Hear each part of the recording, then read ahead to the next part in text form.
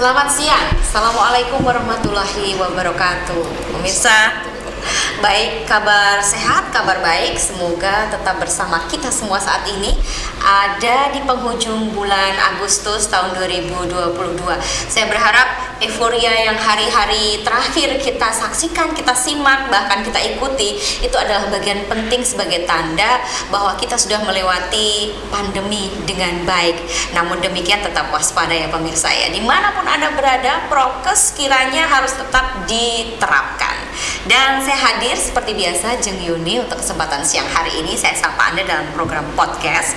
Kali ini saya hadirkan narasumber yang merupakan keluarga besar dari paguyuban alumni SMA Negeri 1 Kediri atau Palem Turi. Lama saya tidak mengucapkan kata itu. Sekian waktu terjeda karena memang kita memberi kesempatan bagi masyarakat kita untuk menikmati euforia yang mungkin sekitar 3 tahun kita tidak bisa menikmatinya pemirsa. Ya baik, saya sapa Mas Setias Nomo. Assalamualaikum. Waalaikumsalam warahmatullahi wabarakatuh, Mbak Yuni. Al-Ustad. Ini luar biasa beliau. Satu kehormatan juga ketika bisa singgah ke Kediri, padahal asli wong Kediri. Nah ini membingungkan ya. Singgah ke Kediri, asli wong Kediri. Kalau melihat dari latar belakang beliau sebagai professional trainer, dan kita menyebutnya tidak gemen-gemen begitu Mas Tias. Sapaan beliau adalah Mas Tias begitu ya. Karena di Palem Turi harus Kang Mas, Mbak Yu, Dinda begitu. Nah, nih Mas Tias ini adalah professional trainer di salah satu maskapai penerbangan yaitu di Garuda Indonesia. Luar biasa. Selamat datang di Kediri. Terima kasih, Mbak Yuni. Kabar baik, sehat nggih? Alhamdulillah sehat, Mbak Yuni. Jadi masih sering warawiri begitu untuk pulang kampung? Sudah. Waduh. Gitu ya. Baik. Keluarga satu di Kediri, satu di Malang. Ya. Berbagi ya. Berbagi. Dan kali ini di Kediri berapa interval waktu yang sudah ditinggalkan untuk tidak menyapa Kediri nih? Terakhir pulang maksud saya. Sudah 2 bulan yang lalu, tapi cuma semalam saja sehari gitu ya. Waduh. Balik lagi. Berasa singgah saja benar-benar ya. Cuma bermalam saja terus balik lagi gitu ya. Luar biasa.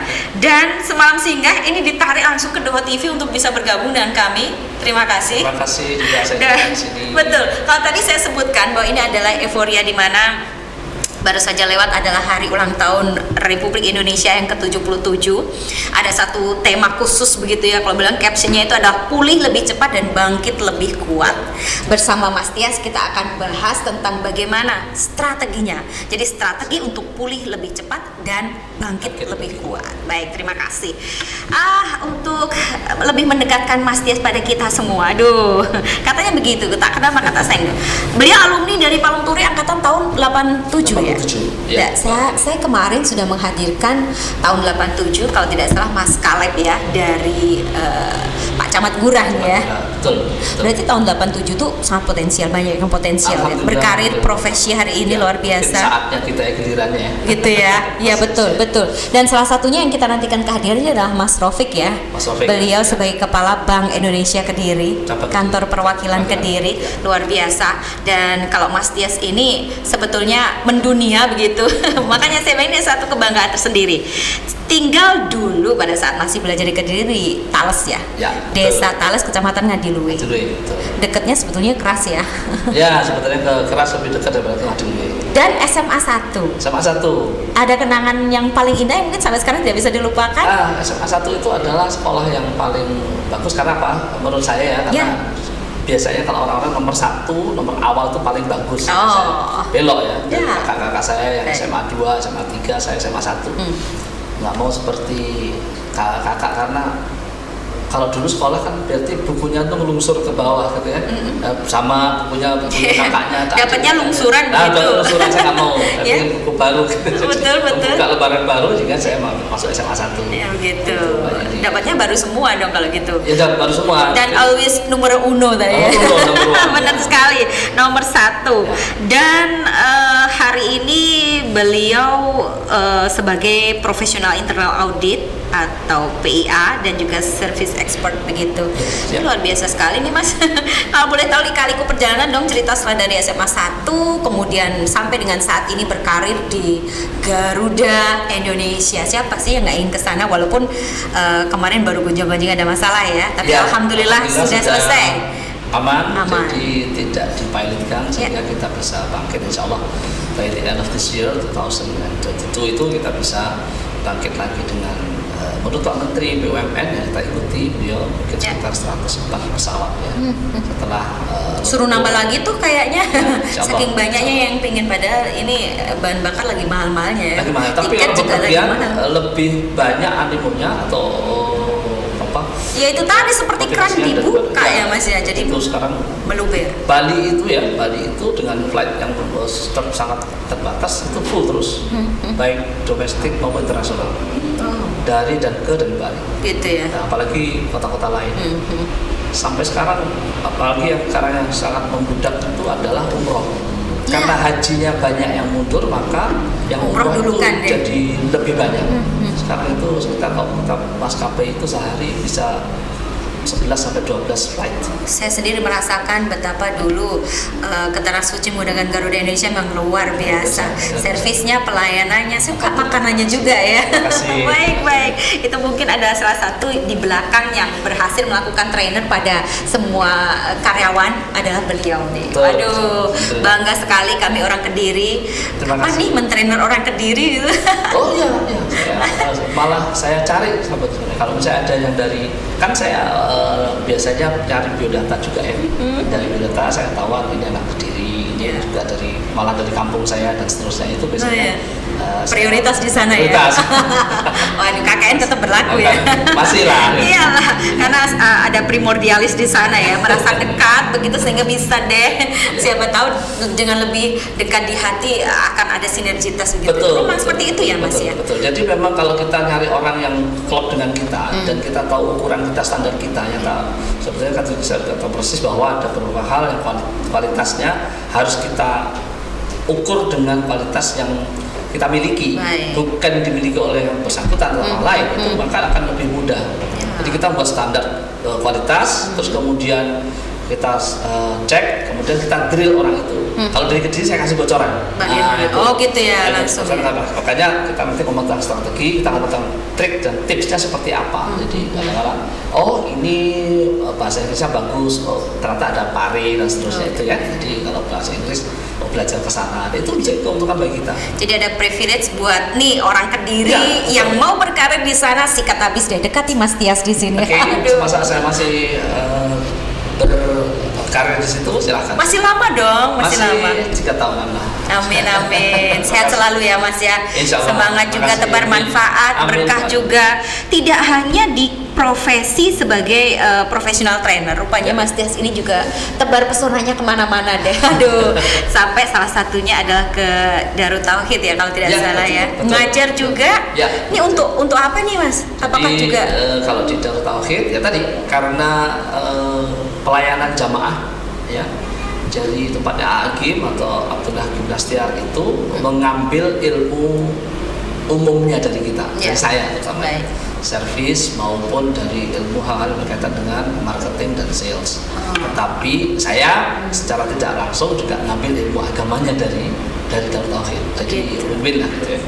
Jadi weekend itu saya gunakan untuk bagaimana mendevelop santri-santri atau karyawan atau tim hikmat namanya yang akan melayani jamaah, misalnya kalau Agim ceramah di Istiqlal itu seperti apa jamaahnya dan melayani jamaah. Jadi tidak hanya sekedar mengedarkan kenceleng sebenarnya, tapi melayani mereka supaya mereka bisa infak, yaitu nyaman gitu ya. Diberikan kemudahan untuk berinfak dan bersedekah. Itu sebetulnya kuncinya di situ. Jadi jangan sampai terus ngancam pakai ayat, pakai surat, terus pakai neraka dan seterusnya gitu ya. Nah itu biar ustadznya aja. Tapi kalau kita melayani, ada teori praktisnya di sana ya, untuk bisa mempengaruhi. Karena penting juga ya untuk mengetuk hati, keikhlasan yang muncul itu. Kalau tidak menggunakan teori itu tadi mungkin juga tingkat kegagalannya ada tuh ya. Jadi orang jadinya nggak berkah dong. Selain itu orang jadi agak malas untuk mengeluarkan sedekah sama infaknya tadi, sehingga mesti harus disentuh hatinya. Tapi tidak hanya dengan kata-kata atau dengan kalimat, dengan perbuatan atau dengan sikap. Itu sikap santrinya. Jadi kalau kita misalnya tidak nggak bisa direspek, jadi mereka nggak jadi untuk berinfak atau bersedekah. Baik. Itu dia, baik-baik. Aduh, ini baru pembuka loh, mukodimah ibaratnya ya. Tapi tahu kalau Mas Tias tuh di mana-mana ada, rasanya juga sangat ini sekali ya kalau Anda meninggalkan kami di frame ini, karena itu tetaplah bersama kami program podcast akhir pekan ini bersama dengan keluarga besar Palem Turi. Paguyuban alumni SMA Negeri 1 Kediri akan hadir, di mana Mas Tias Nomo, professional trainer, akan menghadirkan satu tema tentang strategi untuk pulih lebih cepat dan bangkit lebih kuat. Baik, kita masuk ke tema nih Mas. Kalau melihat dari background sekian yang tadi disampaikan pada kami, setidaknya ketika tadi hari ulang tahun sebagai penanda juga bahwa kita di sini memang warga Indonesia, warga negara yang baik. Ada satu tema yang dihadirkan oleh negara untuk kita, di mana itu sekaligus ajakan bahwa pulih lebih cepat dan bangkit lebih kuat. Ada pemaknaan tersendiri. Kalau Anda pribadi melihat tema secara nasional ini sebagai apa dan definisinya, penjelasannya seperti apa tuh Mas? Sangat tepat sebetulnya di momen seperti ini ya. Jadi kenapa kita mengatakan pulih lebih cepat? Karena tidak mengandalkan dari kekuatan dari luar. Baik. Ya, jadi kekuatan sebenarnya internal power itu much bukan more lagi powerful daripada eksternal. Tetapi memang ada cara tertentu juga bagi orang-orang yang ini kalau kita ngomong tentang hal-hal berkaitan dengan ancaman ya, orang itu akan berubah apabila diberi ketakutan atau dikasih ancaman, dan orang itu akan lebih cepat lagi berubah apabila ada dikasih atau diberikan ancaman atau ketakutan yang baru. Itu nggak benar. Harusnya diberikan motivasi, diberikan kesadaran tentang, nanti kita akan banyak bicara tentang bagaimana sebetulnya lebih cepat pulih itu dengan destinasi atau tujuan yang lebih clear atau spesifik. Itu aja sebetulnya. Baik, kata kuncinya di sana. Dan ketika itu ditampilkan atau dihadirkan untuk kita semua dalam situasi yang kita hari ini juga berjuang sekali loh Mas. Bahkan kadang kita di antara kita banyak tidak tahu saya harus mulainya dari mana, seperti apa. Sementara ini sudah zonk semua begitu. Ya ini realita ya Mas ya. Betul. Termasuk betul, mungkin saya juga pernah ada di fase itu. Betul. Bagaimana dan seperti apa solusinya? Ya, kembali kepada tadi saya sampaikan bahwa tujuan awal Anda apa? Mungkin sebelum pandemi kita kencang sekali memiliki tujuan yang sudah akan kita capai berarti ya. Misalnya dalam waktu yang singkat, medium, terus kemudian waktu yang panjang. Nah kita harus kembali ke situ lagi. Masih nggak tujuan itu relevan dengan sekarang ini? Karena sekarang itu more challenging. Ya. Challenge-nya apa? Karena sekarang ada media, terus kemudian ada hal-hal yang kaitannya dengan tidak perlu tatap muka, tidak perlu kita datang, kalau saya di pelatihan tidak perlu in class atau tidak perlu menghadirkan mereka persis, tetapi hadirnya ada di pakai aplikasi atau hadirnya pakai device virtual gitu ya. Blended segala macam, mau virtual, mau blended, mau e-learning dan segala macam, dan itu tantangan. Nah, kebetulan ini besok saya diundang ke Muhammadiyah itu hanya untuk memberikan penguatan kepada teman-teman karena 4 semester mereka tidak ketemu dengan orang. Kemana ya, ini? Kemana? Ya, kan acara apa? Ya, mereka ada wisuda itu dipanggil terus kemudian di Universitas Muhammadiyah ya, baik. Ya, pembekalan untuk mereka supaya mereka confidence levelnya tinggi. Karena mau masuk dunia kerja, kita harus kasih pembekalan pada mereka bahwa challenging itu harus kita hadapi, tidak kita hindari. Tidak bisa kita hindari, atau kita berbalik atau kita diam aja. Menghindar nggak bisa, berbalik nggak bisa, diam juga nggak bisa. Mesti harus terobos. Nah itu maka tantangan itu menjadi opportunity bagi kita. Nah kita ya orang-orang di apa? Harusnya saya masyarakat terutama teman-teman sendiri harus melangkahnya lebih cepat untuk menembus itu tadi. Betul. If we have a clear direction, maka kita akan lebih cepat mencapainya. Tadi itu sebenarnya kunci pulih lebih cepatnya di situ. Jadi kalau ada orang sakit, terus kita pengen sembuhnya itu tinggi sekali, maka kalau menurut saya internal hal-hal yang berkaitan dengan tubuh kita itu akan cepat sekali merespons apa yang menjadi tujuan kita. Begitu ya. Nah, itu yang utama. Jadi pertama memang harus kita harus kembali pada tujuan, dan clear, harus masih relevan, stick with it, kemudian kita akan capai bersama-sama. Artinya setiap badan ini harus bersama-sama, harus nggak ada yang menolak. Nah, itu kompakan dulu. Jadi berdamai begitu ya, berdamai dengan situasi. Ya, berdamai, kemudian kita harus one team. Kalau kita ada one team, one spirit, one goal. Jadi badan kita antara mental, terus kemudian fisik, ya, terus kemudian pikiran, dan tak lagi spiritual. Udah, kencang itu. Diklopkan. Baik. Nah, itu pulih lebih cepat. Oke. Jadi petikannya di situ saja.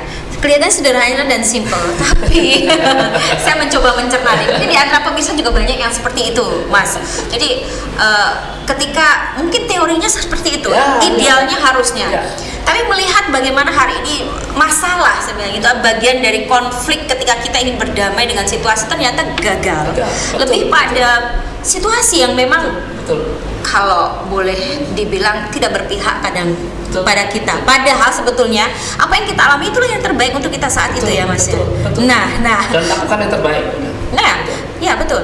Kemudian untuk menyikapi bahwa situasi kok nggak berpihak sih sama saya, itu idealnya harus seperti apa pola pikir kita? Tadi kan kita harus menjelaskan antara pikiran, mental, terus kemudian antara apa yang dilakukan, ya, perbuatan atau tindakan, dan spiritual. Dalam konteks kita menghadapi situasi itu ada 3, ya. Mungkin para pemirsa juga tahu atau teman-teman juga tahu bahwa kondisi itu ada kondisi normal, ada kondisi abnormal, ada kondisi emergency. Ya. In normal condition kita akan melakukan seperti apa? Menyeimbangkan itu mudah. Dalam keadaan normal itu semuanya mudah. Makan juga mudah, istirahat mudah, olahraga mudah, beribadah juga mudah. Tetapi dalam keadaan abnormal seperti kemarin, apa yang kita lakukan? Dari itu kita seimbangkan.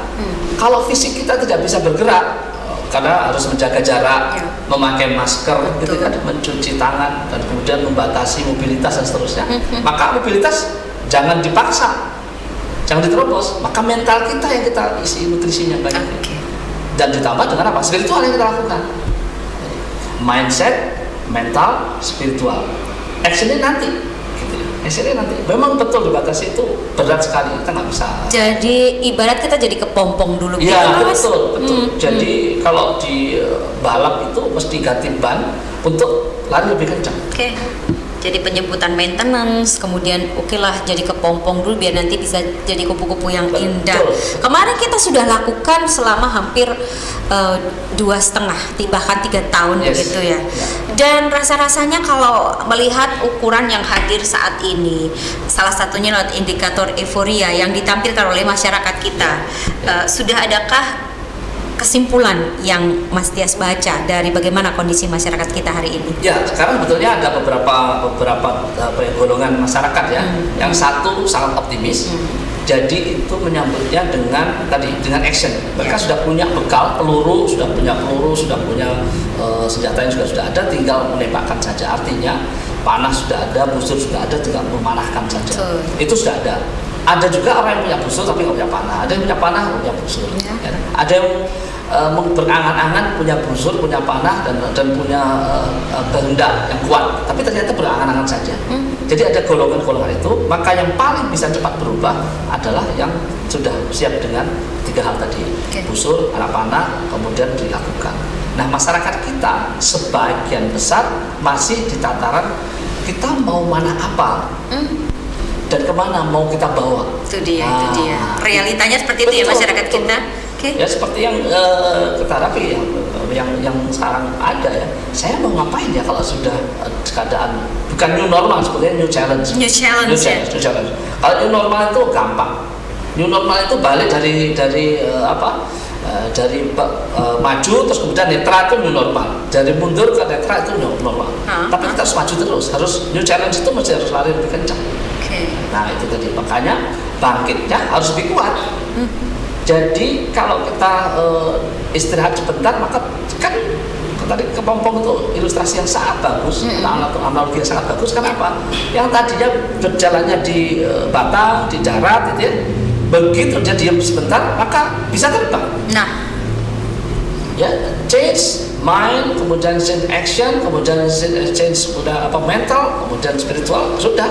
itu bisa, malah terbang aja bisa. Apa yang nggak bisa dilakukan? Jangan khawatir setelahnya akan terjadi apa, kita sambut saja gitu ya. Iya, jadi harus dihadapi dan langkah, itu deh kuncinya. Karena sekarang kita sudah kasih kesempatan untuk melangkah. Jadi nanti, jadi yang kedua tadi, karena kita sudah pulih lebih cepat, maka yang kedua bangkitnya lebih kuat. Nggak bisa dengan bangkit seperti yang kemarin. Jadi tidak bisa kita memakai power, kekuatan dengan kekuatan yang kemarin, nggak bisa. Ini harus kekuatannya harus kayak kalau mau lompat tinggi kan mundur beberapa langkah baru lari. Jadi kalau ada yang lari langsung ke depan ya nggak masalah, itu udah latihan. Tapi ada orang yang lari dulu baru, ada orang yang kalau lompat bagus itu berarti jongkok dulu baru lompat. Orang terjun dari atas juga pasti jongkok dulu supaya kaki nggak patah, nggak bisa langsung berdiri. Nah itulah kunci sebetulnya menghempaskan itu seperti itu. Nah itu disebut dengan, kalau biasa kita quantum leap melompat. Jadi leap itu kita perlukan di pikiran kita. Kita harus lompat, nggak bisa nggak berpikiran seperti ini. Ya, itu aja. Jadi kita saat ini juga tengah menghadapi satu situasi yang disebut dengan revolusi, lebih tepatnya begitu ya Mas ya? Iya betul. Bukan lagi evolusi nih. Betul-betul revolusi yang harus kita hadapi dengan cara berpikir yang terbuka, kemudian juga kesiapan secara mental, lahir batinnya. Nah, kalau lahir mungkin kita sudah tadi ada penyebutan normal baru, iya kita yang awalnya bermasker mulai sedikit dilonggarkan, mulai ada banyak pemulihan dalam banyak hal begitu lahirnya. Nah kita bilang batin nih Mas, mental. Dari data yang didapatkan bahwa rata-rata masyarakat kita itu banyak yang terpuruk karena urusan ini, batin. Betul. Saya bisa mohon pencerahan nih Mas. Sekali lagi sebuah teori yang nanti bisa kita praktekkan bersama agar mungkin Anda sebagian besar di antara Anda semua pernah mengalami yang saya alami. Jadi terpuruk secara mental, kemudian rasa tidak percaya diri, insecure begitu. Aduh saya kok nggak bisa ya, kok lebih baik dia daripada saya harus bagaimana ya agar seperti dia. Nah dalam situasi seperti itu harus seperti apa tuh Mas Tias? Ya kita harus terbuka dengan keadaan. Artinya apa tadi? Secara internal kita sudah punya kesiapan mental. Secara eksternal action kita harus welcome terhadap hal-hal yang berkaitan dengan pembatasan, hal-hal yang berkaitan dengan aturan yang baru, hal-hal yang berkaitan dengan regulasi, hal-hal yang berakibat pada lingkungan sosial seperti apa. Itu kita harus perhatikan. Semua koridor itu asal kita tidak melanggar etika dan etiket atau jalur agama, kalau kita mau benar itu maka lakukan aja. Keyakinan penting. Iya, jadi itulah yang jadi masalah. Keimanan yang utama. Nah, Mbak Yuni sudah punya hal yang sangat tepat, jadi mudah bagi kita kalau sudah yakin, terus kita sudah pijakannya sudah kuat. Kalau bahasa kita itu kamu jejak kondisi. Kalau sudah kuat berdiri, maka mau nengok kemana aja juga gampang. Tapi kalau masih goyah berdiri, ya pasti harus meminta bantuan atau ada alat bantu, kalau tidak orang lain, alat bantu untuk proses berdiri itu. Terus nanti belajar jalan, berdiri kan kalau kita diopname seminggu atau 2 minggu tergeletak di rumah sakit, kadang-kadang jalan aja susah. Iya, perlu adaptasi baru. Adaptasi. Maka kalau pengen cepat sembuh, ya sudah belajar jalan. Nah belajar jalannya itu kuncinya. Belajar jalan kunci, terus kemudian belajar berdiri itu kunci juga. Mau berdiri, mau dulu lah. Gitu. Kesabaran mungkin di sini yang harus kita lebih tanamkan ya. Sebenarnya mengasah gergaji kalau saya mengatakan seperti itu ya. Jadi sharpen the saw. Jadi kalau di bahasa kita ada shaping and sharpening. Shaping itu menghaluskan, sharpening itu menajamkan. Jadi sebetulnya kita bukan mengendap-endap tapi secara halus kita sudah welcome itu misalnya keadaan aturan baru welcome, regulasi baru welcome, terus etika dan hal-hal yang berkaitan dengan etiket yang baru welcome gitu ya. Tetapi saya tetap memiliki tadi keimanan yang kuat, keyakinan yang sangat tinggi, itu melakukan itu supaya ada di atas segalanya yang memang sudah akan menghantarkan kita pada satu tujuan tadi ya Mas ya. Baik. Ini dia pemirsa, strategi untuk pulih lebih cepat dan bangkit lebih kuat. Ini baru separuh ilmu yang ditransfer ke kita ya. Terima kasih Mas Tias sekali lagi ya. Kita akan sambung setelah jeda iklan. Kalau Anda penasaran bagaimana Mas Tias Nomo ini sebagai professional trainer bisa hadir di hadapan kita semua khusus untuk menyampaikan bagaimana strategi untuk pulih lebih cepat dan bangkit lebih kuat, jangan kemana-mana. Sesaat lagi pemirsa.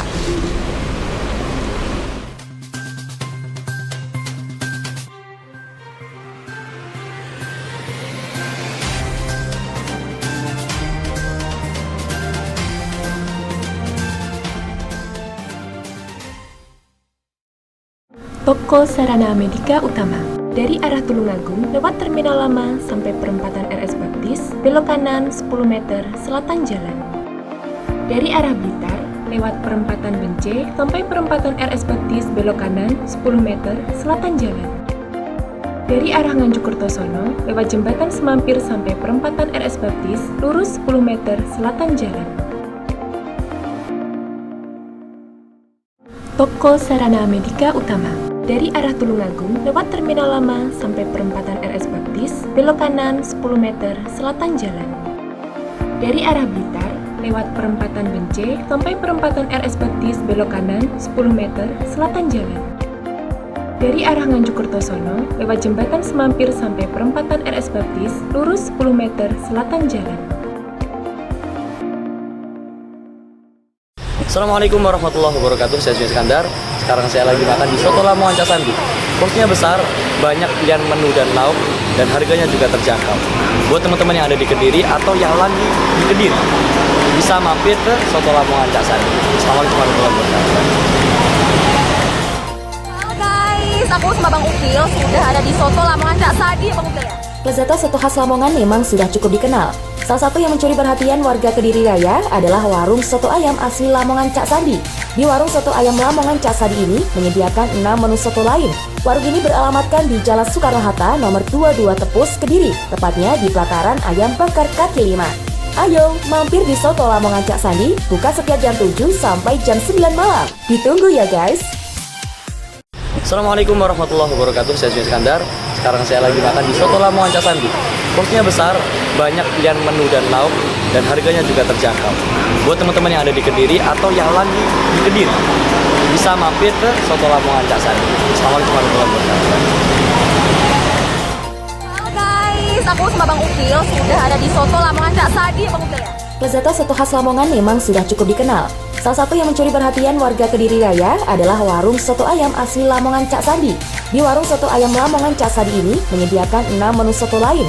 Warung ini beralamatkan di Jalan Soekarno-Hatta nomor 22 Tepus, Kediri, tepatnya di pelataran Ayam Bakar Kaki 5. Ayo, mampir di Soto Lamongan Cak Sandi, buka setiap jam 7 sampai jam 9 malam. Ditunggu ya guys.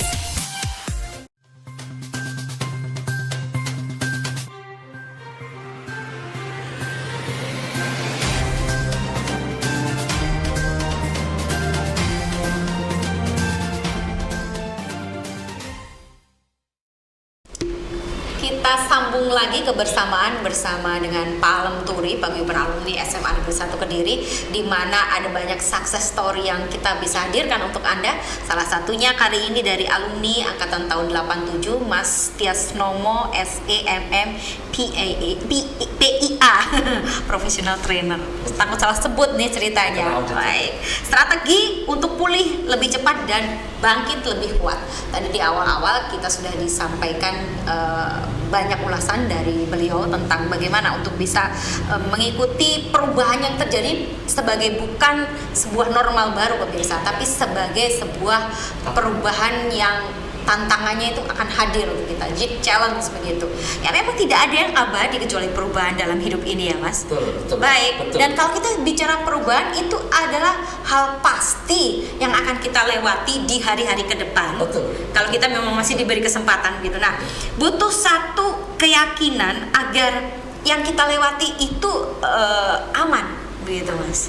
Tadi sudah ada ulasannya bahwa yang penting poin-poinnya adalah lahir batin begitu. Jadi secara lahir punya kesiapan, secara batin punya kesiapan juga. Harus klop match di sini. Yes. penganalogan bahwa kepompong nanti bisa jadi kupu-kupu yang indah harus kita lakukan. Nah itu tadi saya sangat sepakat dengan beliau. Nah karena itu sebagai professional trainer saya tidak ingin hanya mengulas di awal saja. Mungkin ada di antara pemirsa yang mungkin baru saja bergabung nih Mas ya. Nah kita akan hadirkan untuk Anda bagaimana teori utuh tentang bagaimana menyambut sebuah perubahan itu. Saya masih ingat di bulan November 2021 beliau pernah hadir untuk kita semua dan ada satu janji yang ingin saya tagih nih ceritanya tentang membuka jendela baru, sebuah perubahan baru. Ada konsep Johari Window. Iya. Mas silakan. Ya ini kita sedikit review tentang JHW atau Johari Window konsep ya atau praktis kita adalah Johari namanya Joe and Hari, jadi dua pakar ini mengatakan bahwa kita ngomong tentang jendela. Jendela itu idealnya pasti dibuka dari dalam. Tadi saya mengatakan if inner power itu sudah sangat kuat maka sangat mudah. Nah jendela itu dibuka, kalau pagi dibuka, kenapa? Kita mau menyerap udara segar. Ya. Udara segar. Terus kemudian kalau siang panas ditutup. Ya, kalau sore kita tutup juga, kenapa? Supaya nyamuk nggak masuk. Betul. Artinya apa? Sari kan ada di diri kita sendiri. Jadi di Johari Window itu adalah ada konsep arena yang paling bisa kita kembangkan, harus kita perluas, bahwa saya yang tahu tentang diri saya dan orang lain tahu tentang diri saya. Itu di daerah arena. Maka saya akan mudah berinteraksi dengan yang bersangkutan apabila saya tahu tentang diri saya dan misalnya Mbak Yuni tahu tentang diri saya, mudah.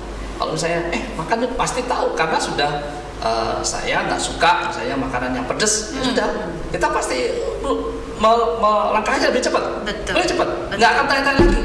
Kamu ada pantangan nggak? Kamu suka ini nggak?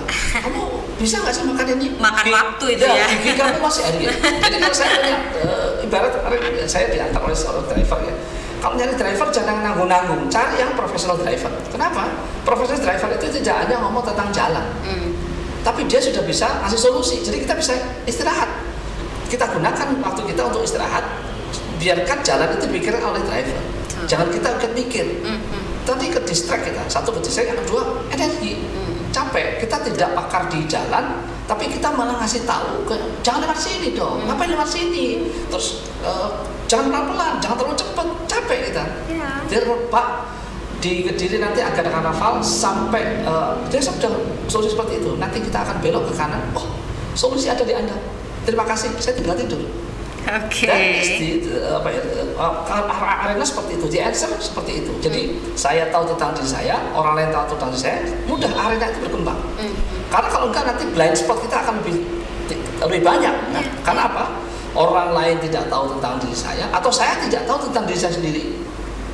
Sekarang lagi yang mungkin yang dikembangkan kalau tadi saya katakan dengan service adalah bahwa hospitality itu adalah service yang betul-betul berorientasi kepada kepuasan pelanggan.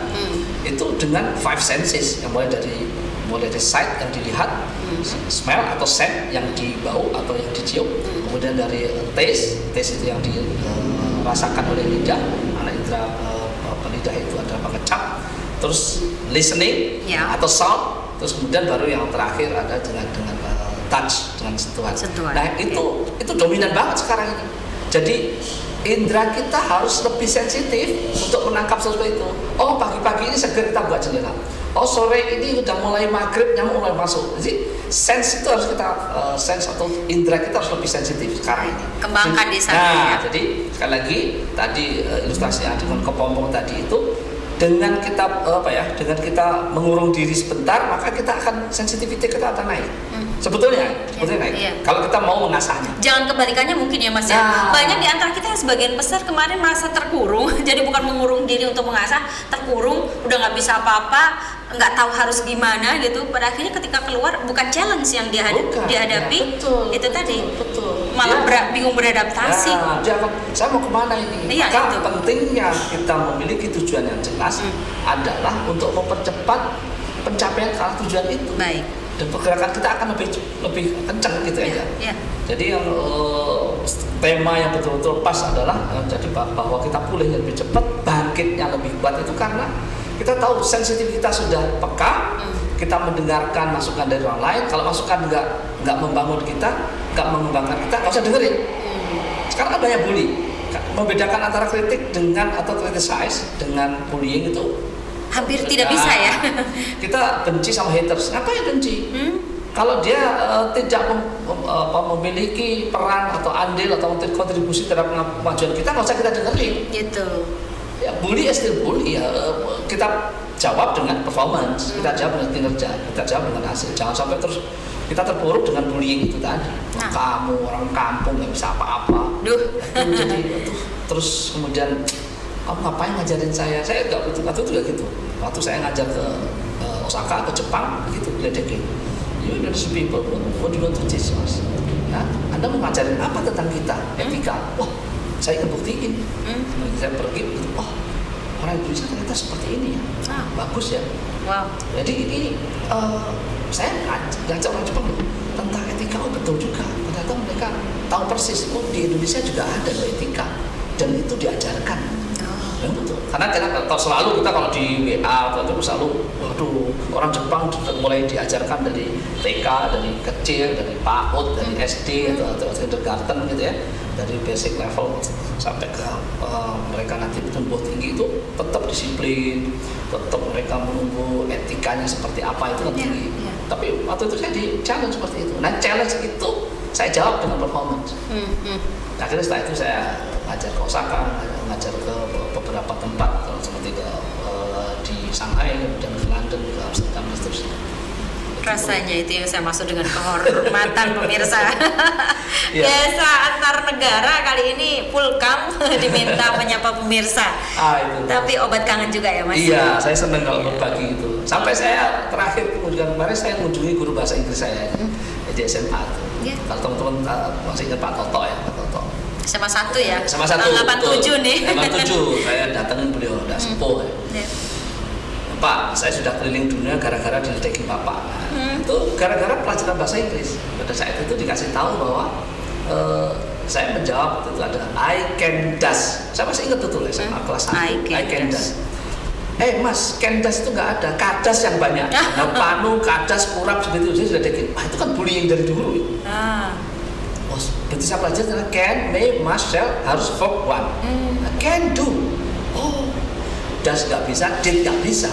Akhirnya, setelah itu, wah iya, ternyata salah struktur bahasa Inggris saya waktu itu. Dan saya jawab dengan performance, sehingga saya belajar keras sampai saya kuliah nganterin bule-bule ke Bromo dan seterusnya. Akhirnya saya nggak pernah ikut kursus bahasa Inggris, tapi berbekal betul-betul otodidak begitu? Iya, jadi saya itu curahkan perhatian saya sepenuhnya. Bisa jadi contoh nih ya, bisa jadi contoh ya. Berawal dari ledekan, bullying tadi ya. Terus kita jawab dengan performance. Udah, saya nggak mau dia nanti melihat saya masih terpuruk seperti ini. Lalu bangkit. Jadi sudah sowan ke beliau? Sudah, dia cuma jawab gini. Coba apa jadinya kalau waktu itu saya nggak ledekin kamu? Coba gitu aja. Ya namanya guru ya betul. Terima kasih atas ledekannya. Padahal sakitnya tuh di sini. Sakitnya itu di sini dan bakat saya itu di mana-mana sakit. Tapi masuk akal juga ketika beliau menyampaikan itu. Saya pikir tidak hanya Anda saja yang menerima ledekan dalam tanda kutip oleh para guru, tapi kalau kita bisa mengubah cara berpikir kita bahwa itu bukan ledekan, tadi di awal kan sudah Mas Tias menekankannya, jangan tanggapi haters gitu ya. Haters yang tidak membangun ya, tapi haters yang membangun dengerin nggak apa-apa. Gitu ya. Di dalam ungkapan haters itu kadang-kadang ada satu solusi atau jawaban terhadap hal-hal atau tips-tips yang kadang-kadang tersembunyi. Kalau kita jeli, tadi kita mengasah sensitivity. Ini haters sebetulnya bangun kita supaya kita bangkit. Nah, tapi ada haters yang betul-betul membuat kita terpuruk. Nah, itu yang memang harus dihadirkan. Nah, keren sekali kalau melihat dari banyak hal yang disampaikan oleh Mas Tias tadi. Mungkin di antara kita yang tengah menemui sebuah jalan buntu untuk kembali pada performa kita terbaik, kita terbungkus selama hampir 3 tahun, tidak tahu apa yang harus kita lakukan, tidak tahu harus memulai dari mana. Itu tadi mungkin motivasi yang dilakukan oleh beliau bisa jadi pegangan kita untuk yuk bangkit bersama menghadapi sebuah perubahan dengan mengikutinya begitu. Ya. Baik. Ini Mas Tias, kembali ke Johari Windows yang tadi mungkin bisa jadi acuan kita. Betul. Hikmah apa sebetulnya yang harus kita ambil dari sebuah, atau mungkin banyak teori ya, mungkin kalau Mas Tias sering menyampaikan entah pada audien nih, mahasiswa atau mereka yang bekerja, para karyawan begitu kan. Intinya yang Mas Tias lakukan kan membangun rasa keyakinan dan percaya diri mereka agar bersiap menghadapi tantangan begitu. Nah, hal mendasar apa yang memang itu harus kami tangkap dari seorang Mas Tias memang niatnya awal seperti itu. Maksud saya di sini agar kita bisa menangkap itu sebagai bentuk memotivasi, bukan dalam hal lain sebagai bentuk untuk semakin membuat kita terpuruk. Biasanya kan ada juga ya di awal mungkin nih Mas Tias udah sampaikan, kalau saya di Tokyo, aduh dia kelasnya Tokyo, kalau kita kan Kediri aja begitu Mas. Gimana? Ya, kita buat Tokyo baru lah ya, di mindset kita. Oke. Tadi saya katakan bahwa apabila secara fisik kita belum bisa bergerak, otak kita tidak terbatas. Saya itu di SMP sudah sangat saya suka adalah pelajaran geografi. Nah sekarang ini dengan internet, Anda bisa nyebutin satu kota dengan satu jalan, itu jalan apa, ada makanan enak di kota mana, negara mana, dengan satu kali klik. Kenapa tidak mindset kita katakan, saya pengen makan mie ayam di Vietnam misalnya, Ho Chi Minh City di pojokan sebelah situ ada orang jual mie enak. Why? Mikir gitu aja, kenapa takut? Itu kan nggak bahaya gitu. Ya. Dan memang mungkin pernah saya sampaikan di pertemuan yang lalu juga bahwa 3% menurut penelitian itu orang yang memiliki tujuan yang jelas dan dituliskan. Baik. Berarti 97% orang itu tidak memiliki tujuan. Jadi kalau hitungannya 27 tidak memiliki tujuan sama sekali. Ya. 60% memiliki tujuan tapi berubah-ubah. 10% memiliki tujuan tapi enggak ditulis. Nah, jadi antara 27 60, 10%, sisanya 3. Hanya 3% orang yang memiliki tujuan yang jelas dan dituliskan. Orang yang memiliki tujuan yang jelas tuliskan itu adalah orang yang lebih cepat tujuannya tercapai daripada orang yang tadi berubah-ubah tujuannya. Okay. Kita terdistract. Nanam padi ya memang susah. Padi kalau misalnya tumbuh ini ya disiangilah itu rumputnya, dicabut-cabut rumputnya, padinya tetap itu seperti itu. Ya. Tapi berbuat untuk mencabut rambut nggak mudah. Betul. Kan, waduh, hujan lagi, panas lagi, terus gimana? Nah, itu challenge. Pada saat kapan kita harus punya ini.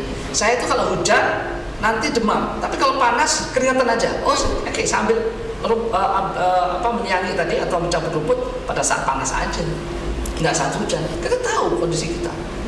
Kita tahu ya Pak, kalau kita ngomong tentang SWOT, strength kita ada di mana, weakness kita ada di mana. Terus kemudian ya opportunity, siang nanti kalau panas saya langsung ini opportunity. Jadi bagaimana challenge itu kita rubah menjadi opportunity di mindset kita dulu, baru nanti action.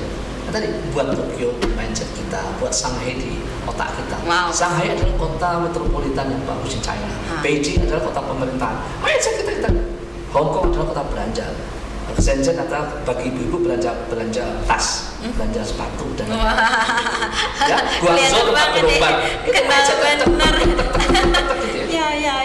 Aduh. Wisata ada di mana? Kalau mau wisata ke sini, jangan bilang kita mau wisata kemana ya? Jangan.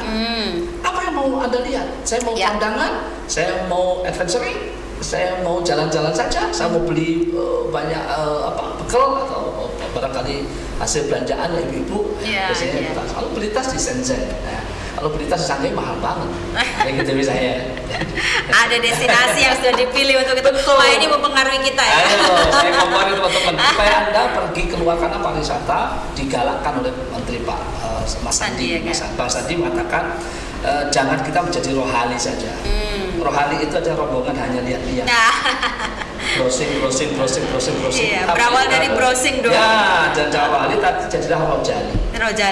Rombongan jadi beli. Nah, jadi rohani jadi Masalahnya yang buat beli nih. Nah, harus dicari. Harus ada power. Okay. Kalau kita semakin saya dapat ini nih ya, jadi lebih mudah itu. Tapi kapan-kapan, nanti aja. Nggak punya duit. Kalau kita fokus kepada weakness, maka nggak akan cepat. Gitu ya. Maka kita harus fokus pada strength tadi. Nah, strength kita ada di mana? Gitu aja. Gitu. Jadi strength itu yang membuat kita bergerak lebih cepat. Yang tadi saya katakan. Baik. Oh saya di lutut ada ini, oh berarti jangan lompat-lompat. Oh saya nggak nyaman di pantat saya, misalnya bang Yeah. saya jangan bersepeda terus, gitu ya. Jadi oh saya goes nggak bisa, tapi orang pada goes semua, ya nggak usah. Anda mancing Ngapain gitu ya? Nah, gitu ya. Dan kita capek. Jangan latah. Nah, hidup kita ini jangan untuk menyenangkan orang lain atau hanya untuk membuat orang lain senang karena kita sengsara.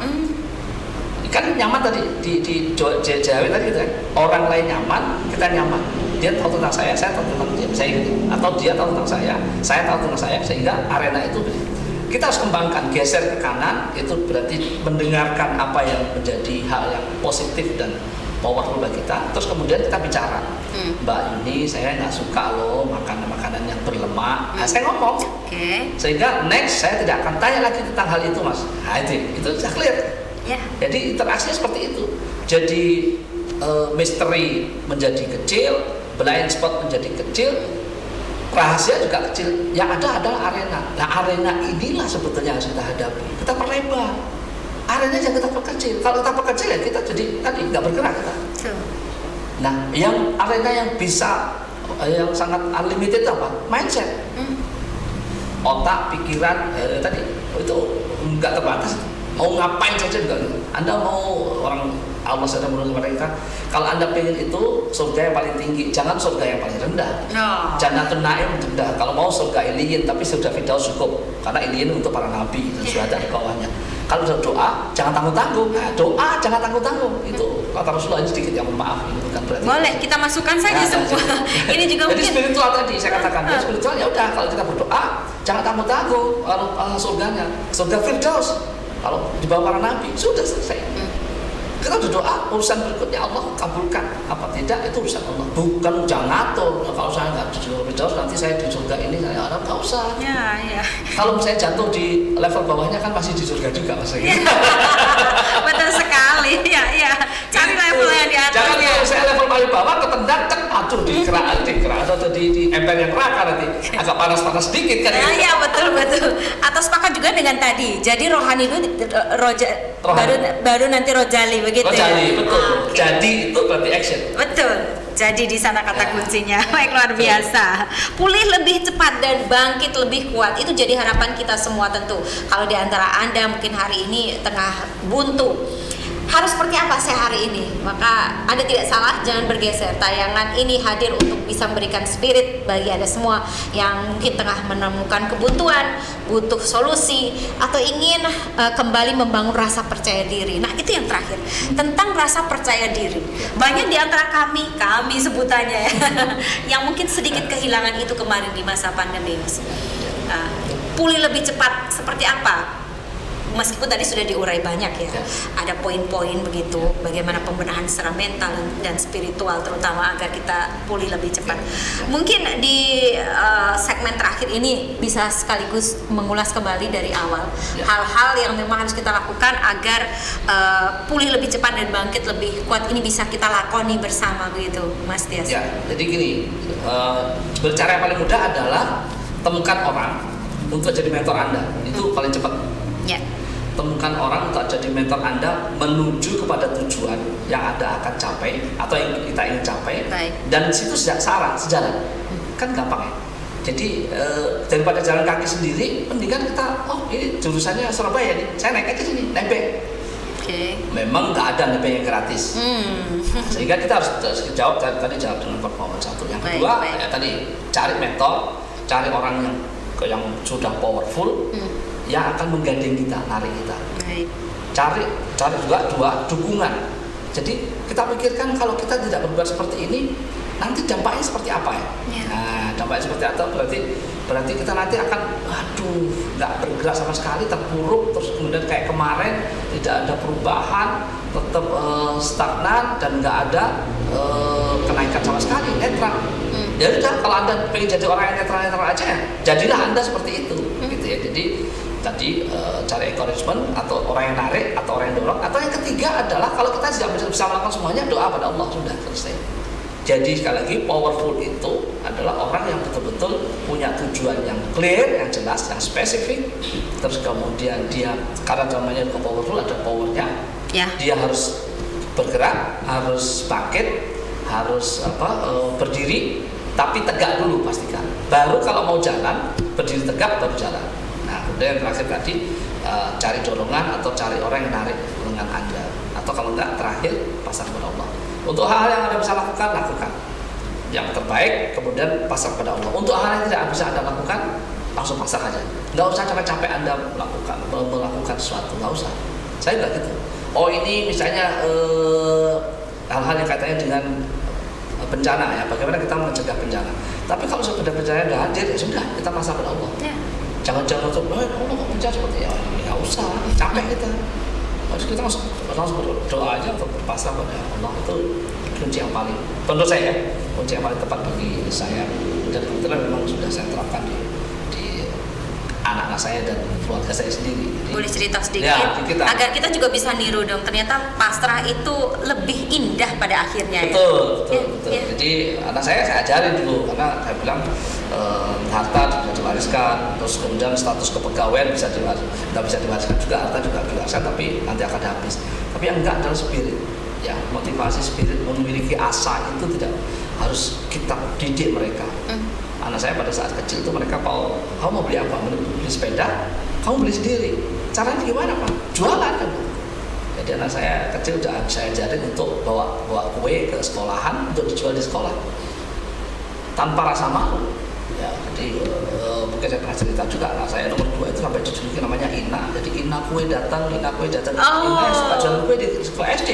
Ya. SD kelas. Itu bentuk bullying macam apa itu? Iya, kelas 3 SD. Iya. Kelas 3 SD dia bawa kue. Saya tiap pagi biasanya setengah 6 ngambil kue, terus saya kasih label, saya bungkus di rumah, saya kasih label, bawa ke sekolah. Nah, jadi dari 700 sempat kasih ya? label jadi seperempat jam lah saya. Itu udah karena.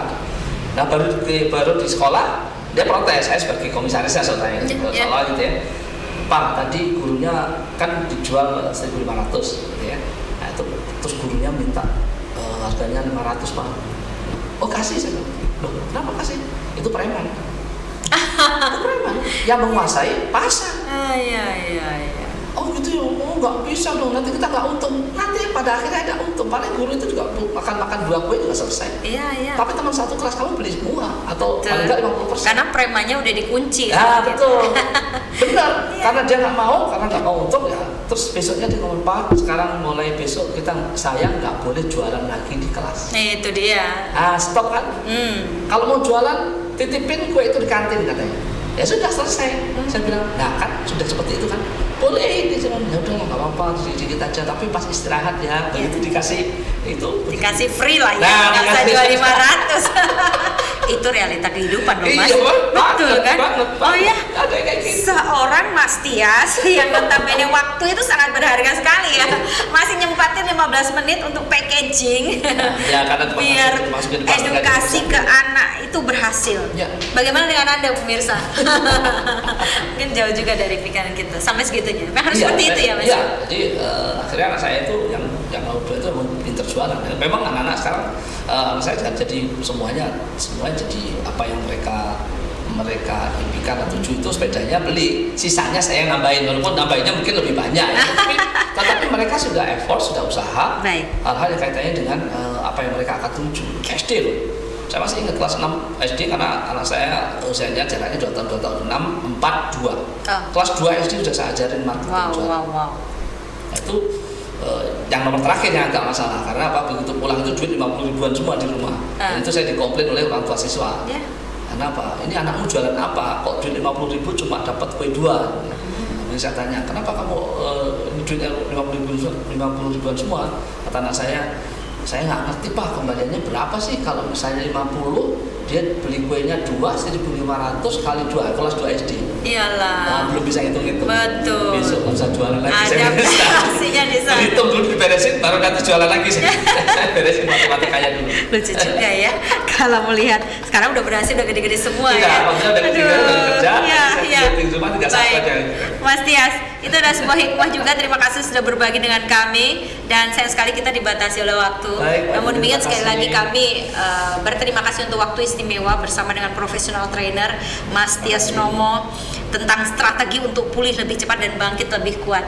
Di penghujung acara saya ingin ada sebuah kesimpulan yang disampaikan untuk kami semua agar strategi ini betul-betul bisa jadi sesuatu ilmu bekal untuk kami agar siap menghadapi perubahan, tantangan perubahan ini. Silakan. Oke, terima kasih.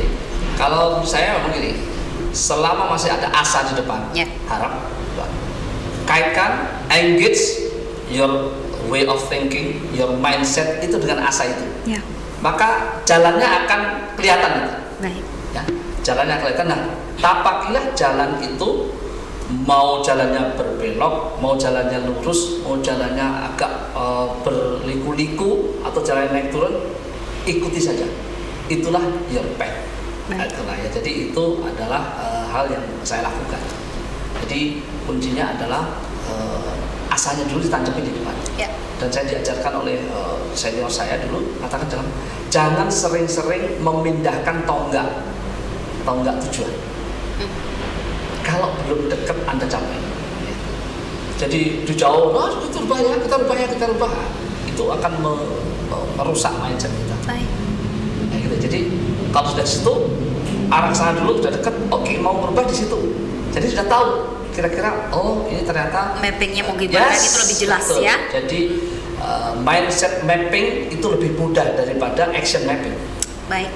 Gitu Mbak Yuni. Terima kasih banyak. Satu kesimpulan akhir yang tentunya juga harus menjadi hikmah, menjadi pemicu untuk kita semua agar siap menghadapi sebuah kondisi perubahan atau challenge, new challenge. Bukan new normal begitu. Saya sepakat dengan beliau, karena itu untuk Anda semua pemirsa Dua TV tetap bangkit dan juga tetap bersemangat untuk menghadapi semuanya saat ini. Memang tidak ada yang abadi kecuali perubahan, karena itu yuk berubah menjadi lebih baik dengan semangat baru lagi. Saya terima kasih Mas Tias Nomo. Dengan senang hati Mbak Yuni. Sambung lagi dan waktu insya Allah. Amin. Saya senang berbagi. Baik. Moga-moga nggak bosan teman-teman. Mbak Yuni juga. Sehat selalu untuk Anda. Sehat juga Mbak Yuni. Sukses juga untuk semua yang Anda diamanahkan untuk Anda hari ini. Terima kasih. Terima kasih. Kembali ke Jakarta setelah ini ya, Garuda Indonesia. Baik. Dan untuk pemirsa Dua TV, jika Anda terlewat silahkan simak kami lewat streaming YouTube di channel 23 Dua TV. Saya undur diri. Selamat siang. Assalamualaikum warahmatullahi wabarakatuh. Waalaikumsalam warahmatullahi wabarakatuh.